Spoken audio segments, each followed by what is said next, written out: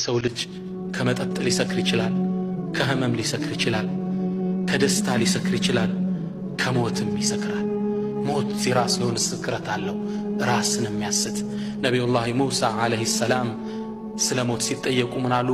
ሞት እኮ ሰክረቱል መውት፣ የሞት ስካር ማለት ጣረ ሞት ማለት አሉ።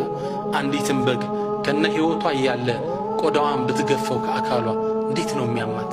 የዛን ያህል ነው ይላሉ። ሩህ ከጀሰድ ጋር የምታደርገው መነጣጠል። ነቢያችን ሰለላሁ ዐለይሂ ወሰለም አሽረፉል ሙርሰሊን ሰይዱ ወለዲ አደም አሚሩል አንቢያኢ ወልሙርሰሊን፣ ነቢያችን ያ ትልቅ ሰው ሞት አፋፍ ላይ ሆነው ሰከራት ያዛቸው። ምን አሉ? ላ ኢላሃ ኢላላህ ኢነ ሊልመውት ለሰከራት። ሞት ከባድ ስካር አለዋል። ሞት ወጃአት ሰክረቱል መውት ቢልሐቅ ዛሊከ ማ ኩንተ ሚንሁ ተሒድ። በርግጥ ጣረ ሞት ወደ አንተ መጣ፣ ይህ አንተም ስትሸሸው የነበረው ነው። ዛሊከ ማ ኩንተ ሚንሁ ተሒድ፣ ዛሊከ ማ ኩንተ ሚንሁ ተህረብ፣ ዛሊከ ማ ኩንተ ሚንሁ ተኻፍ።